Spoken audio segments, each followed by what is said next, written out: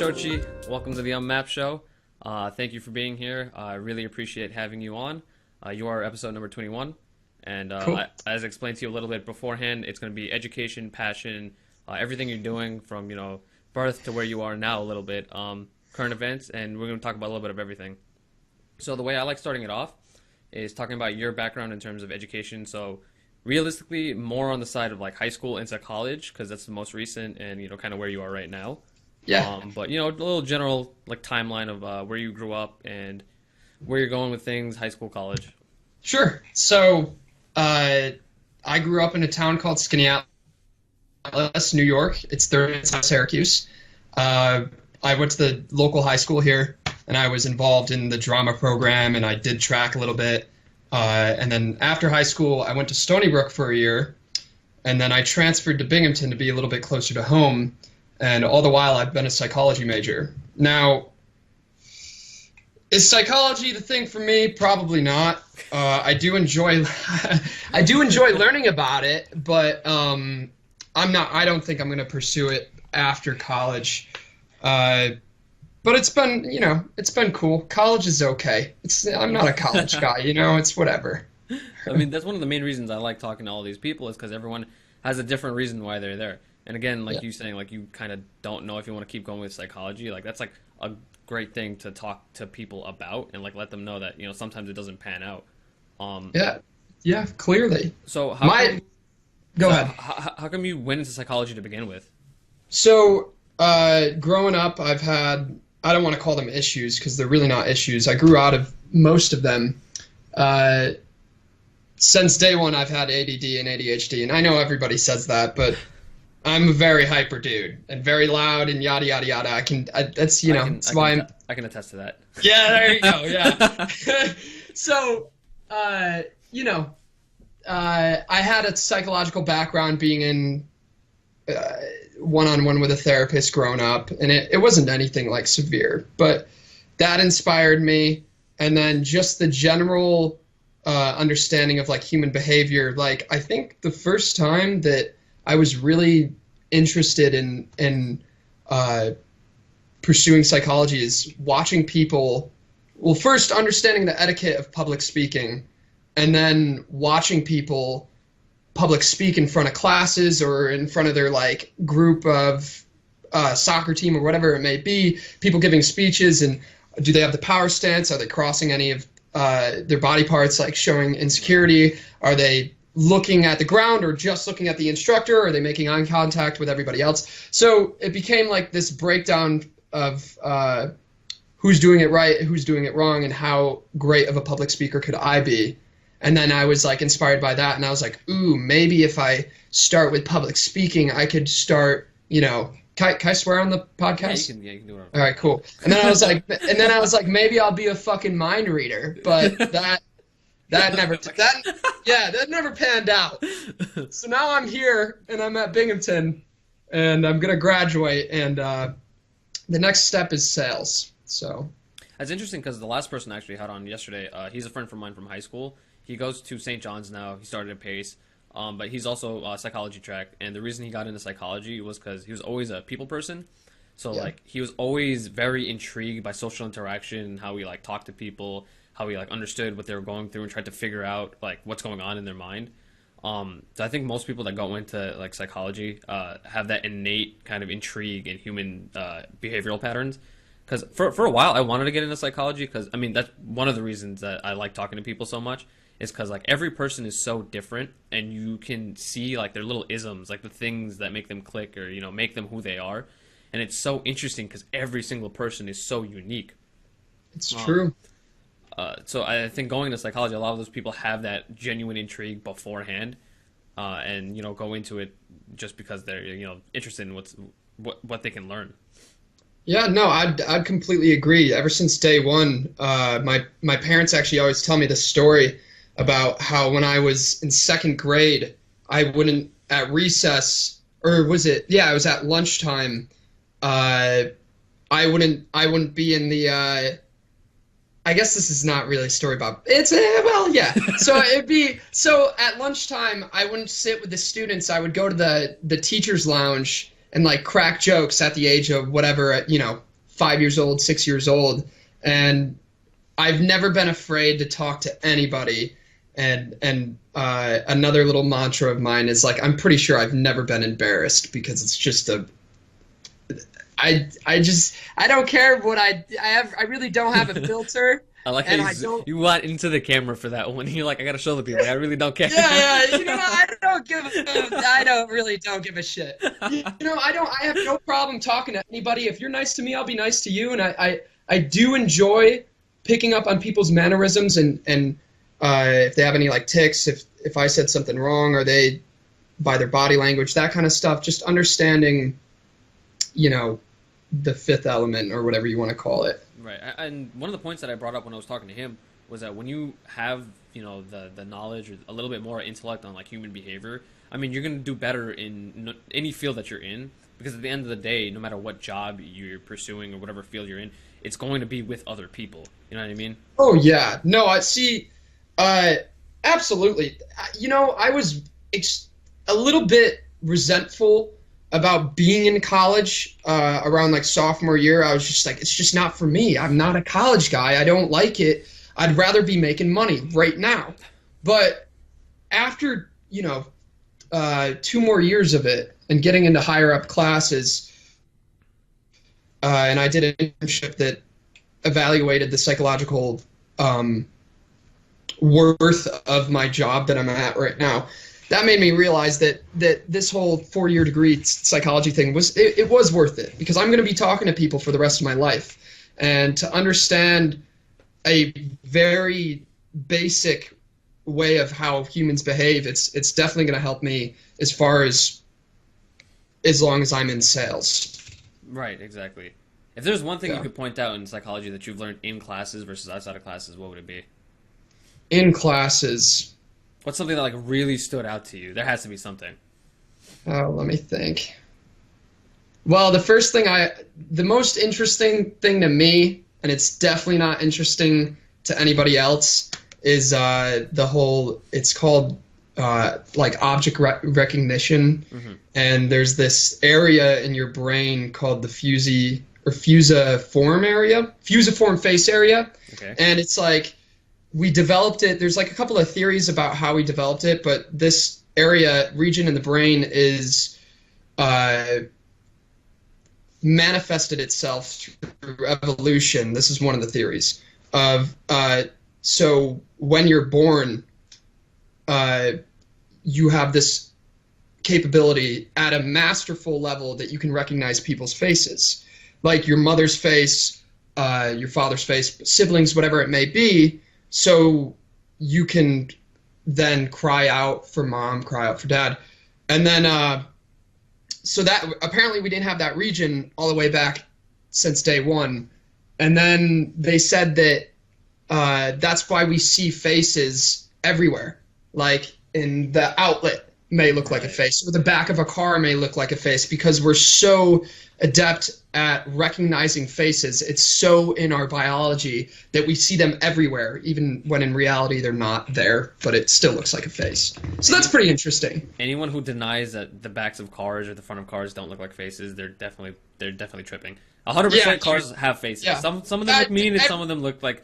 Yeah, dude. They all look mad different. Like, I have a Mini Cooper, and it straight up, I'm looking at it right now, straight up looks like a chick. I always think my car looks so girly because it just looks like a chick on the front. Right. I thought that's funny. Yeah. Yeah, humans have an innate ability to, and I think it's a lot more common. Like, I've seen it in my sister, and like you remember, my sister, she's 5 now.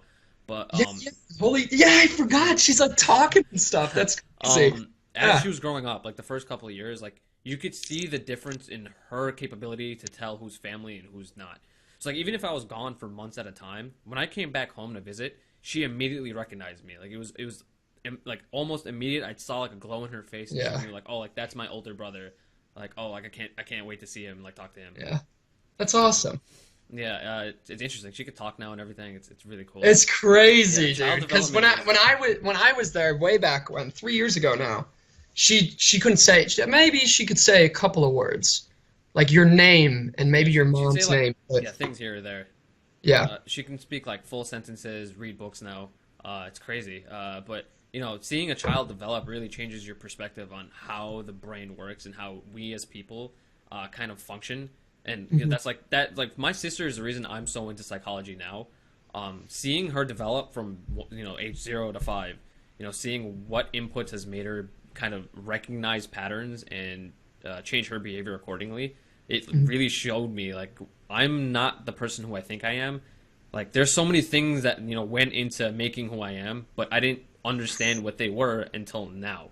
You know what I mean? Dude, yeah. Well, you just said some wise shit right there. I mean, honestly, man, like if more people had that kind of thinking, then our world would be a whole lot different. Like for instance, in my case, I can relate to that because 3 years ago, you knew me 3 years ago, and I was hanging out with you guys every day.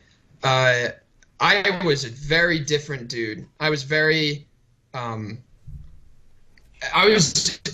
lack of a better term, I was very immature. And I'm not saying that I'm any kind of mature now or, more intelligent now because I've lived 3 more years. I'm just saying I recognize that back then I was being an idiot. And then I lived through some shit, and now I've changed, and I realized that I'm just gonna keep fucking changing because that's the way of life.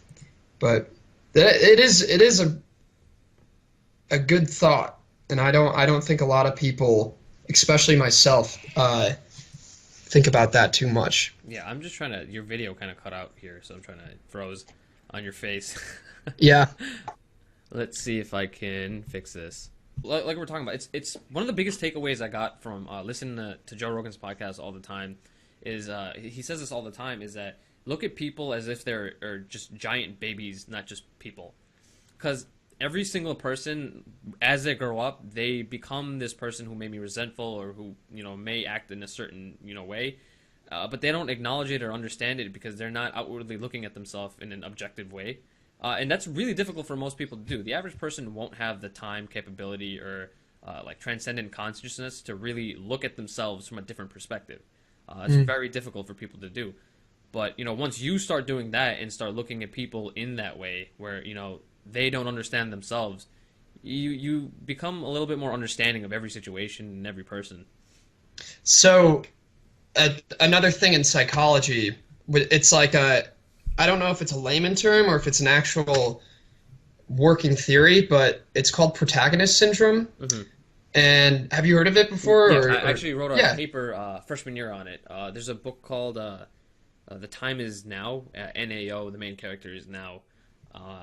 And the entire paper I wrote about the protagonist complex. But yeah, keep going.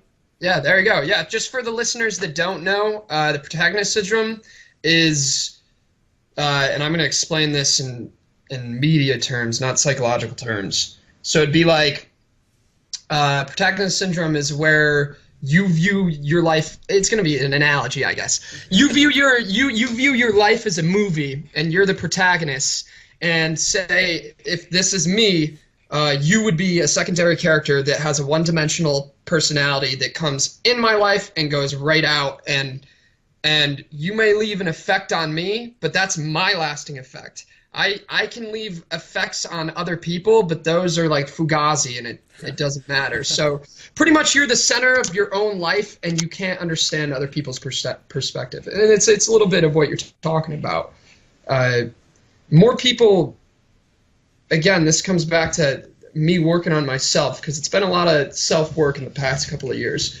More people, including me, need to realize that, and I'm going to change the subject just a little bit, need to realize that I have my issues. You have your issues.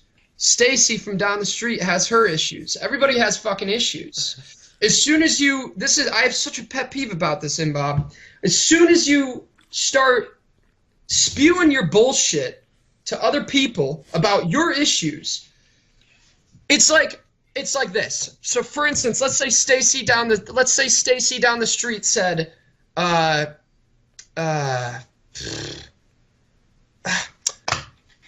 Stacy down the street says, Haley is being such a bitch. She made out with Steve at this party, and she knew I was into Steve.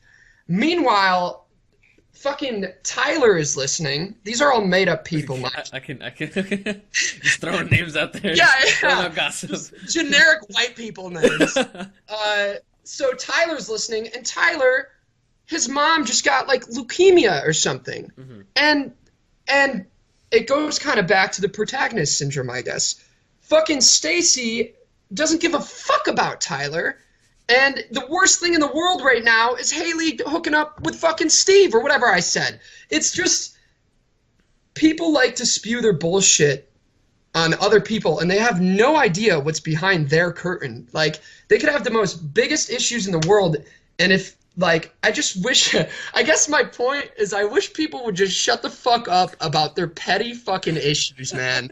Like, that whole story, I could have just not said it. It's just, I'm sick of hearing some dumb fucking bullshit coming out of these people's mouths. I can't take it anymore. You're really taking this. You can use profanity on the podcast. I love it. You're the first guest that's okay with just going with it. Yeah. I said this is gonna be a whole different episode, people. Nice and close to the camera. Yeah. No, dude. A lot of people, and it's really common, especially for people our age, getting caught up in the day-to-day. The little things, it's too easy. And I think especially, and I have this conversation all the time, and I think it's a really big problem in today's society, is that people have such a lack of like real goals to go for that they get caught up in this little like BS, like the stuff that doesn't matter. And, they don't consider all of everything that is out there. There's so much out there to do, and you're going to get caught up doing like gossip or like all this BS, get caught up in someone else's life. You should be focusing on your life. There's a chapter in Jordan Peterson's book and I talk about Peterson all the time too. There's a chapter in his book. It says, "Compare yourself to who you were yesterday, not where someone else is today." Focus on your life. Like, there's so much that you could be doing. Better yourself. Don't blame others, and try to get better as yourself. Because there's a lot you can do to work on yourself. No human is perfect. Everyone's working on themselves. Yeah, and if you think you're perfect, then you're a fucking asshole. That's the last time I'll swear profusely. No, you could swear. I don't really. The point of this show is that I want to get real conversations and real personalities on it. I don't want no filter. Well, good. Then I'm probably gonna swear. All right, cool. So going back to people working on their issues and stuff, I have a question for you. Oh. Do you know who Ty Lopez is? Yeah, I do. Have you heard anything that he has to say? I've seen some of his videos. I've listened to one podcast. He went on the H3 podcast. Yeah, dude, by the way, real quick tangent. What do you think of the H3 podcast? I love it. I've seen every episode, bro. That is Ethan, baby. Papa Bless. I love Papa Bless. So much, yeah. It's outrageously professional. Their setup is on par with Joe Rogan's setup, which is, the best setup that I know of. Honestly, he had to copy Joe Rogan a little bit. No, without a doubt. But the thing is, I see there's nothing wrong with that. I mean, yeah. Dude, the formula works. It's definitely a different vibe, but like I love both podcasts. The second point is the vibe on the I mean, Ethan drives the vibe. Like, it's funny. It's kooky. He has the whole like everything he does is a meme. Innately, somehow. He's the meme king, dude. He's the meme king. I love Ethan so fucking much. I love him.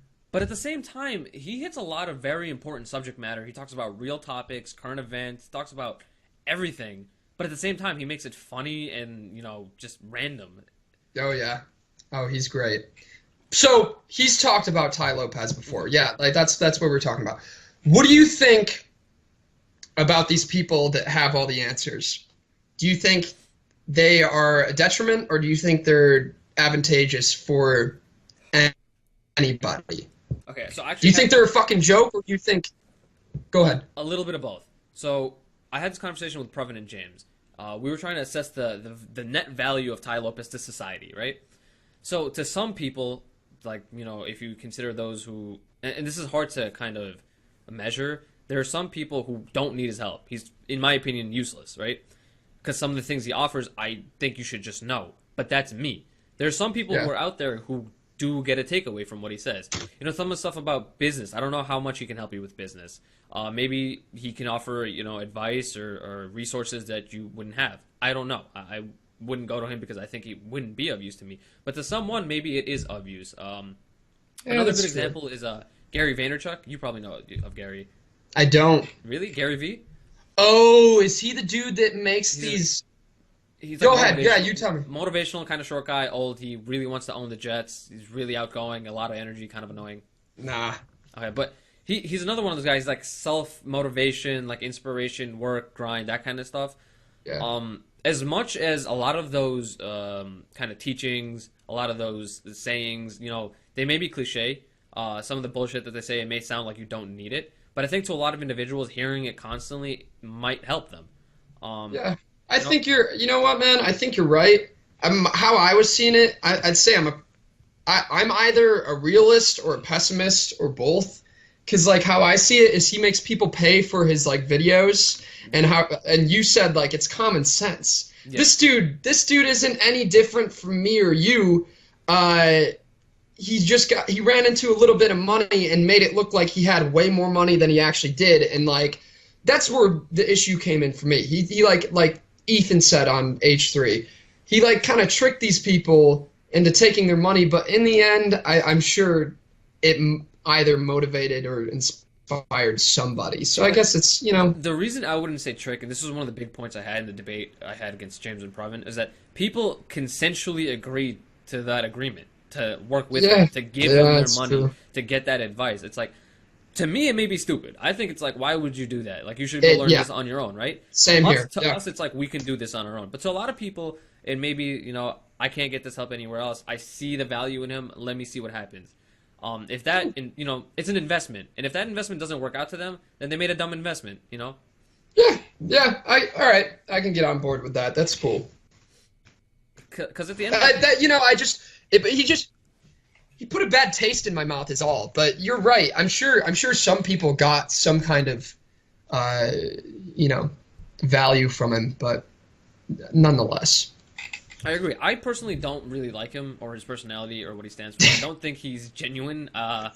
Same thing with Gary. It's like, yeah, he's self-motivational, but sometimes he's an asshole, to be honest. Yeah, dude. And like the energy there, like I don't like it. But if they can provide something to someone, good for them. Whatever.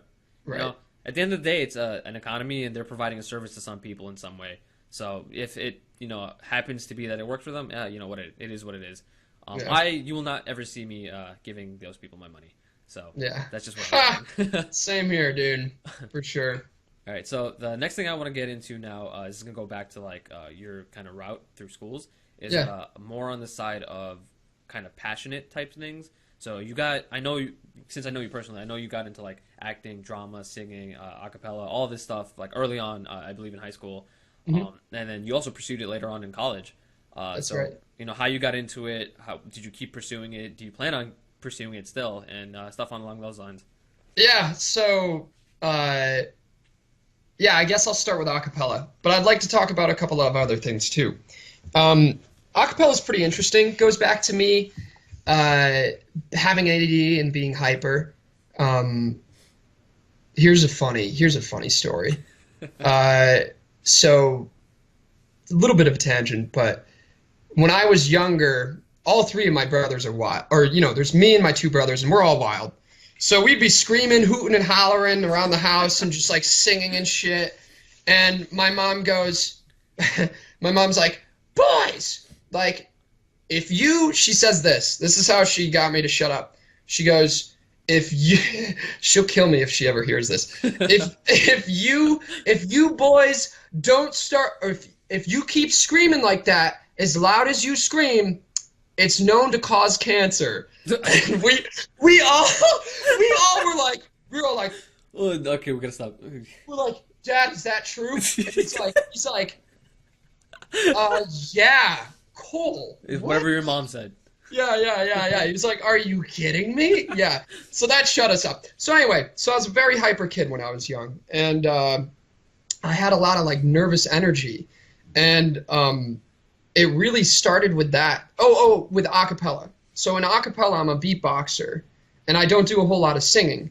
So when I was younger, I got like really hyper and I had a lot of nervous energy, and I just like make a little like almost like clicking sounds with my tongue. So it'd start off like really easy, simple like that, and then I started in probably seventh grade. So however many years later, it turned into like like an actual articulated beat sound. So that's and I've always been a music guy, so the beatboxing, I needed an outlet for it. A cappella, in reality, with the choreograph or the dancing or whatever the fuck, is kind of lame. It's like going to a party. A comedian said this. It might have been Jeselnik, Anthony Jeselnik, or it might have been like. It definitely wasn't.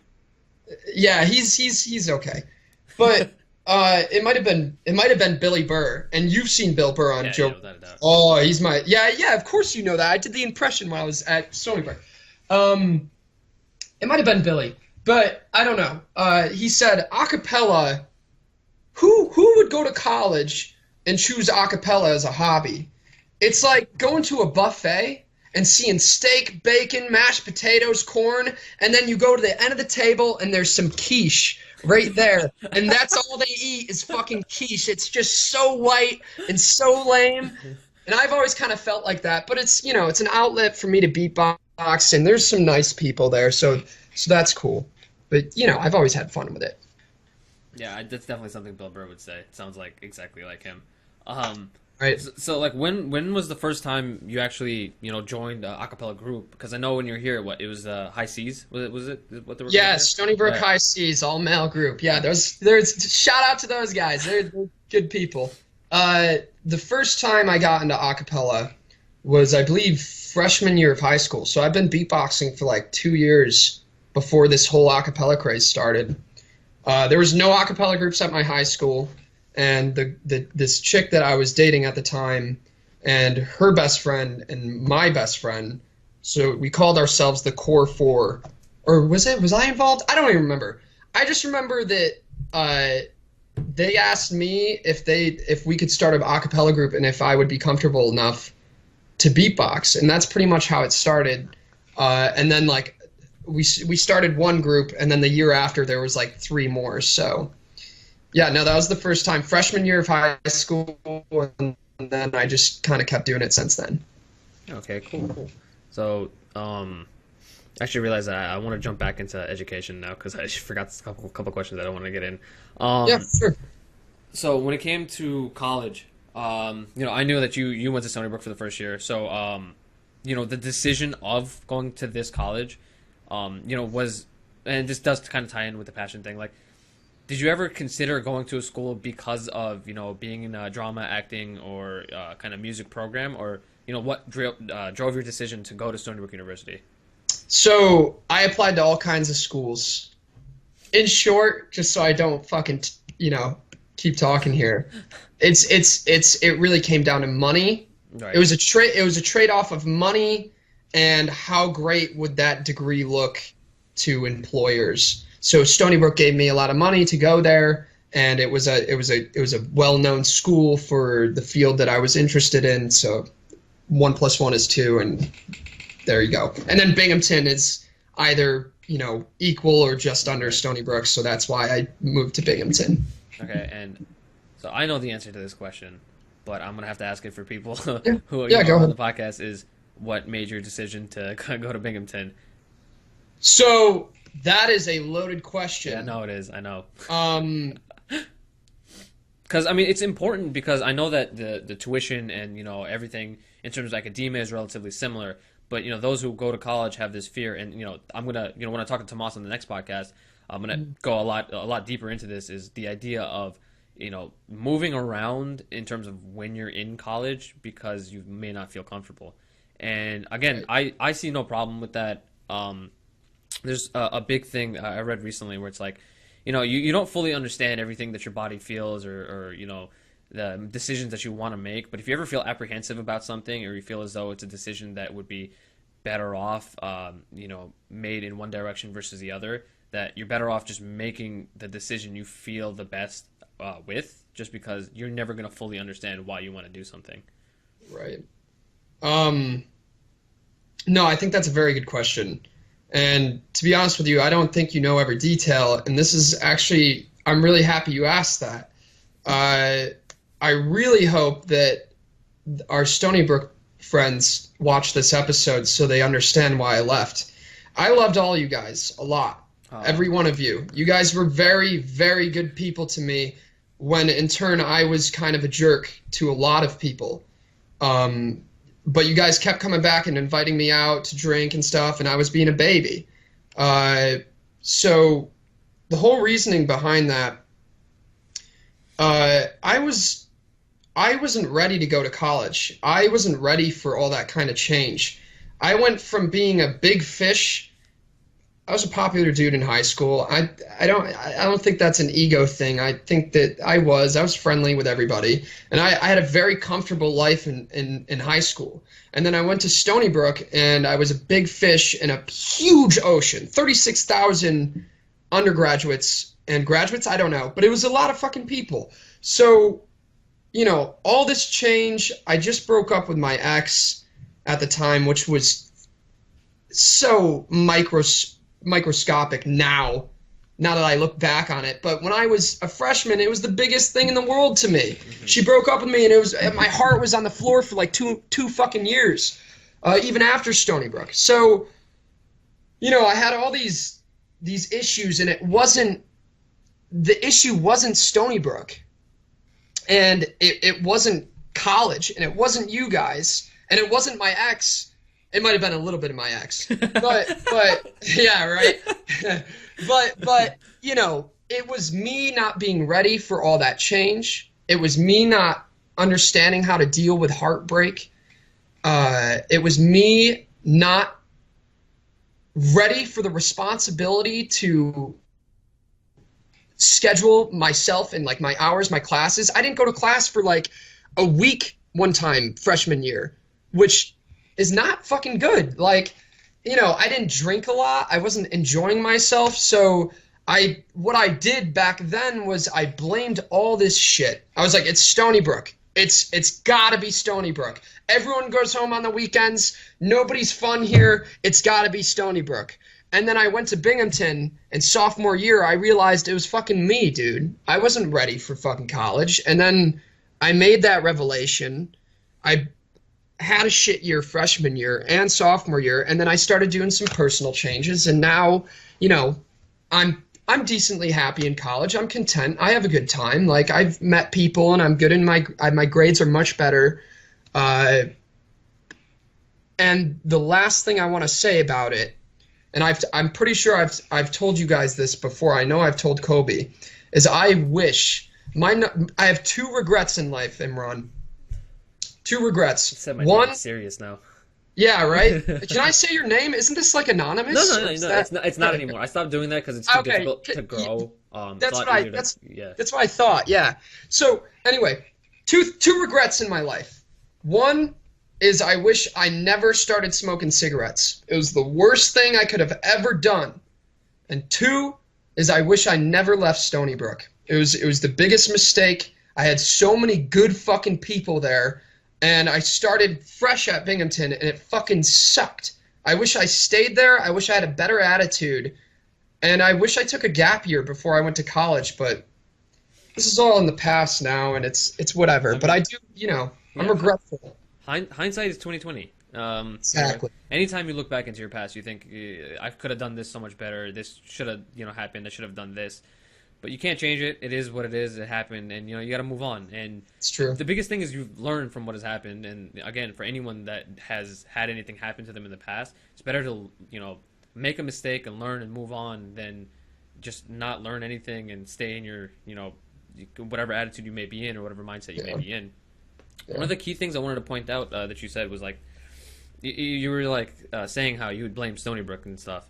I think a key takeaway for a lot of people is it's really easy to blame outwardly, and it's difficult, and it's not like not saying it's you or anyone that's out there, but I think generally speaking, it's really difficult to look at yourself and be like, all right, like you're fucking up, like you should do something about this. And I do this all the time where, you know, I'll be doing something wrong, or I'll be procrastinating, or I'm not putting in enough effort, and, you know, it's easy to slip up. Failure is just doing nothing. Like, you just let things happen.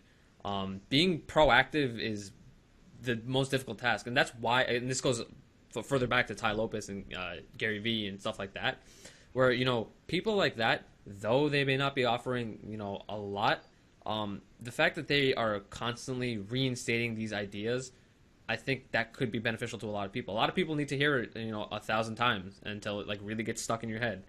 It's true. So you said doing nothing is pretty much failure. Yeah. And it made me think of something. My dad is by far my biggest role model in my life, and he has so there's a baseball player named, I think his name is Yogi Berra. Yeah, that sounds like this is definitely a baseball player. I'm pretty sure. So his thing was he was a baseball player or whatever. I might have got his name wrong, but he had a lot of little short common sense phrases that were like kind of witty but not even. Mm-hmm. So my dad took a lot of advice, or, you know, took a lot of his way of thinking from him. And one of the things he said is, and it's I don't know if it's trademarked or whatever, but he said, you don't get lucky sitting home. And take it at face value. You can't meet a girl while you're sitting home. You can't get a job while you're sitting home. You can't make money or whatever while sitting home. So if you're just sitting home on the computer playing video games every fucking day, you're not going to get lucky. Yeah. So that's actually, it's funny that you say that, and I actually mentioned this on a couple of the recordings, is that I have a quote that's on my desk, and it's from The Richest Man in Babylon. And this is by far one of my favorite quotes, and it says, I don't know if you can read this, probably backwards, but men of action are favored by the goddess of good luck. Yeah. And I always say this quote, and I always have it here because I have this debate with one of my old friends from high school. You know, he's graduating from college with a 6-figure job, and he always tells me, he's like, yo, I just got lucky, like, I just, I just did things and it just happened to pan out. And I tell him, no, you put in the work, you did all of the right things, you made the moves that were needed to be made, and you ended up at that position because luck favored you after you put in that effort. You kept doing things. You made that luck happen. Luck isn't just random. It's, as you keep putting in more effort, the probability of your, and again, I'm a math major, so I love probabilities. Yeah. The probability of your luck, it's innately, it's going to go up. I mean, there's more chances of something happening, something working out, and just kind of working your way. So I always look at that quote whenever I'm procrastinating or doing something wrong, and I'll look at it and be like, I should probably stop playing Fortnite, or I should probably do something. Yeah.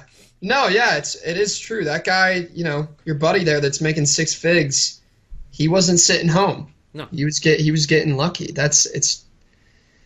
got really fucking lucky. I'm sure he worked pretty hard, but like, goddamn, 6 figures. Holy shit. That's crazy. Yeah, no, he I think you've met him.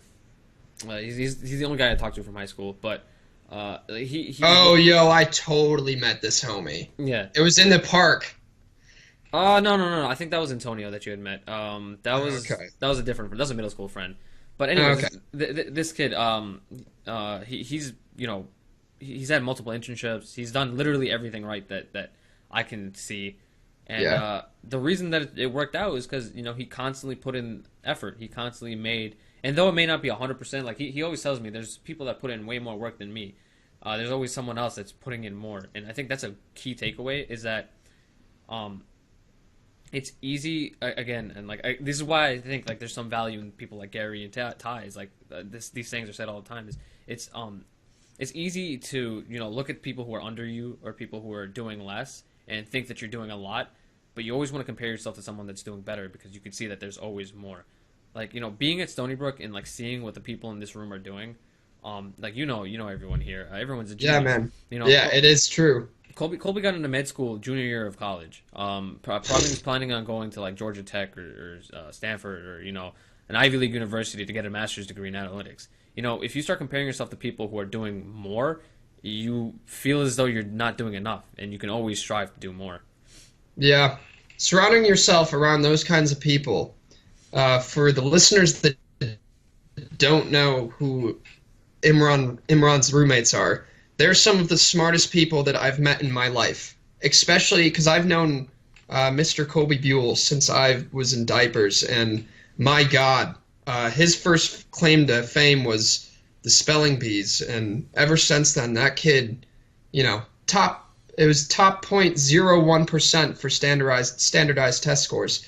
If I could be half the academic that Colby is, or even you, or even Pravin, anybody, I'm not saying oh, come on. I've come to terms with in a lot of ways I've realized Oh I'm my not. God. You've been saying, you know what, bro? You've been saying that since freshman year. Fuck you, man. No, who's not smart? I'm not smart. I'm not academically smart. I'm street smart. See, I agree with that. That's where I think I strive more than some of the people in this room. I think it's because I'm from New York and I have that like New York like hustling mindset. Yeah. More like a little bit more textbook, but I think smart's a relative term. So Yeah. I don't. No, think, agreed. my definition is smart. I know I'm not the academic type, but I know I have my strengths, so I'm not too worried about it. So that's actually the next thing I want to get into is a little bit of your family history with like how your dad works in contracting. I think right. Yep. So that and your mentality when it comes to business and sales and how you have kind of gotten yourself into that position and how you see yourself moving through it. Yeah, I'd love to talk about this. This is what I'm going to be doing for the next like decade of my life. My dad, his work ethic. I'd love to tell his story because people need to know it. So my father, he was, let's start at the age of 16. When he was 16, he built a dirt racetrack in Jordan Elbridge, New York called Rolling Wheels. It's still active today. But ground up, not bare hand, equipment, whatever it may be. He built it ground up with his one brother, my uncle, and his father. And at the age of 16, his father was the owner of the racetrack, and it was very successful. And at the age of 16, his father died at another racetrack in a car accident. The car flipped into the crowd. And my grandfather was the only, I've never met him. He was the only one killed. So what happened after that is my dad took over this, like, from what I understand, either $250,000 or $500,000 company at the age of 17, still in high school. He was in the newspaper, New York's youngest entrepreneur. And then, so he was running that from 17 till maybe late 20s. And while he was doing that, he got his pilot's license because he had a lot of money. He went to flight school, bought his own plane, flew all over, not Europe, but U.S., Canada, Mexico, and the islands there. So he went to the Caribbean. He met the natives, like flew everywhere, man. Lived this wild life. Then he started putting his money into stocks and made some money there, and then he started buying properties around the local area, flipping them with the equipment from the racetrack because he had a little bit of carpentry skills and so he started with one property to turn into 2, 3, 4, whatever, and he flipped them for more profit. And then an architect came up to him and was like, I see the work you've done with these houses. It's good work. Do you want to build one from scratch? And then from there on out, he became a contractor with no college degree, and he's like one of the most successful contractors in the area. So the best phrase that I can give my father is he was cut from stone. That man had no direction from his parents because one died and then the other was a little hands off. I loved my grandma to death. Sweetest woman ever. Nonetheless, there's a lot of details that I skipped out on, but this man was cut from stone. Hardest worker I've ever met in my life, and all the while, so many shitty things has happened to him, and he's the most positive person ever. So my point being is, if he wasn't the college type, then I don't think I am either, and if I could be half the man that he is in all ways, I'd be happy, because he breeds success. The success that he's fostered is unbelievable to me. I cannot comprehend how he did it and how much success he has in all shapes of, family, work, money kind of thing. He's 65 years old. He still works out every single day. He's still working right now. It's fucking 8 p.m. The guy is an animal, dude. Absolute animal. Two things I want to focus on that you'd said before going into more into you and your business side of this is you said he started this at 17, right? Yeah. And I want to point out, you said when you started college you were 18 and you felt as though you weren't ready. Mm-hmm. I think it's become all too common for people in our generation and kids our age to not grow up as fast, or they're not given the resources or maybe the tough times needed to become more hardened and capable of dealing with the real world. I think, and I'm not saying this for everyone, but even me, I think a lot of us have been coddled in a sense, and I think I think a lot of people need to see the harsh reality of how difficult things may become, but with the right amount of work, effort, and ethic, you can be whatever, and it's really dependent on how much time you put into it. It's true. That just made me think of the whole everybody gets a trophy thing, but I don't want to talk about that. Is that Bill Burr? No. That is Bill. No, I think it is Bill Burr. You get a participation, a little ribbon thing. It's like, you shouldn't be giving them that. For me, and this is a point I like. Sorry, I got a lot of energy there. I like to point out is when I got that participation award when I was a child, I would get pissed. I'd be like, I don't want this. Why would you give me this? Who do you think I am? Yeah, what do you think? I'm a clown? Like, fucking participation? Yeah. Fucking Steven over there got first place. I don't want no participation shit. Right. But when you have some individuals who get that participation and that's enough for them, and they're like, okay with it. Yeah, it develops complacency. Yeah, and that's exactly. the whole issue. And that's something that I may be complacent in college with my 3.1 or whatever my GPA is right now. But I am far from complacent when it comes to work ethic. And now I can start talking about my sales experience. So the whole reason I told my story about my dad is because I want to have the same amount of work ethic that he did. I may be starting a little later, but nonetheless, I'm going to try to work as hard as he did in my 20s and into my 30s. So life plan is right now I'm selling entertainment equipment and live shows out of this company in Skinny Atlas. I do data input. I do cold calls, lukewarm calls, hot calls. Oh, trust me, their lukewarm calls are some of the best because they try to be pretty nice to you. Cold calls fucking suck. Mm-hmm. Nonetheless, then when we do the shows, I get to travel the nation. These shows, we service the entire 50 states. I've been to North Carolina several times. I've been to Pennsylvania hundreds of times.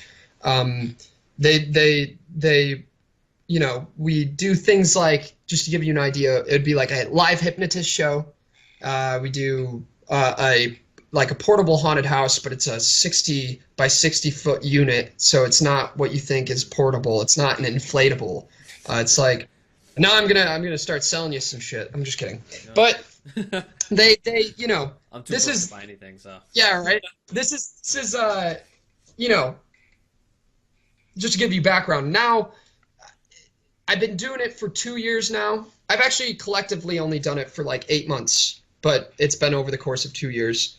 Oh man, I fucking love it. It's my false motivation to get into psychology should have just been me trying to get into sales or some kind of business thing, because I love like schmoozing people and like trying to get them to buy shit and like just talking about the weather or whatever it may be. People knock talking about the weather, dude. No, if you experiences weather. Dude, if you talk about the weather correctly, you can make it super funny and like personable without being like, oh, cold weather out today, or nice weather we're having, as SpongeBob said. Yeah, no, I love my sales. So the plan is, I'll give a super abridged version. 3 to 5 years, I'll stay at this company and I'll try to live out of Syracuse or wherever I need to go. And then after that, I want to do all kinds of things. I want to save up for the dream is to save up for flight school, become an airline pilot for a company that my mom worked for, any three of them. It's Allegiant, JetBlue, or Colgan. And then before that all happens, I want to save up money either doing this entertainment sales account executive thingy or go into insurance because my uncle's in insurance, or go into real estate. All those things are talking to people, and it's like one of my favorite things to do. That's why I'm here. And I really do enjoy it. But the dream is to become a pilot because that just sounds so fucking cool.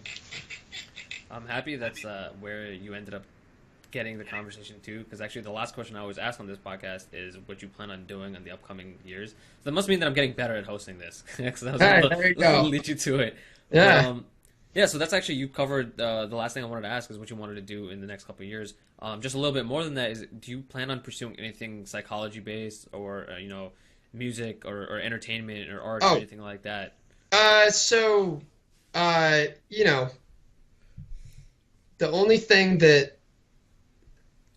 so psychology is out the window not immediately. Nah.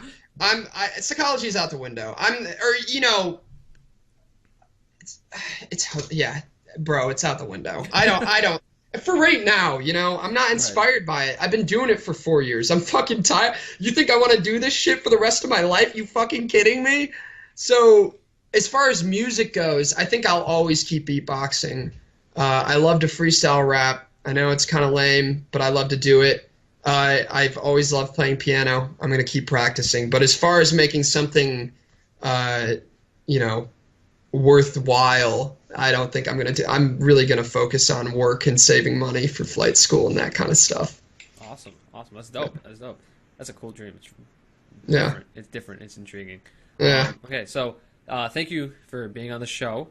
Dude, thank you for having me, man. 21. Got a lot of good conversation here. If there's anything you want to say to any of the guests that are listening to this or people that watch this video, any one thing that you can kind of point out, let them know. All right. 1, Jillian, hi. I love you. Be cool. 2 would be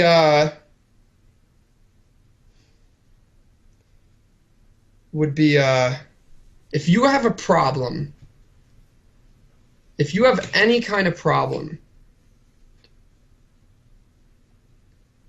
take a second, relax, really figure out where the problem is coming from. Because if you start blaming and pointing at fingers, it's gonna literally not ruin the rest of your life, but tentatively it will ruin your life. So if you have any issue, take a second, really try to figure it out, be introspective. It might be you. So if you have an issue, take your time to figure it out. And that would be my advice. Wise words. All right, guys. Thanks for listening. Thanks for tuning into the podcast. I'll probably have this up next week. But yeah, peace out.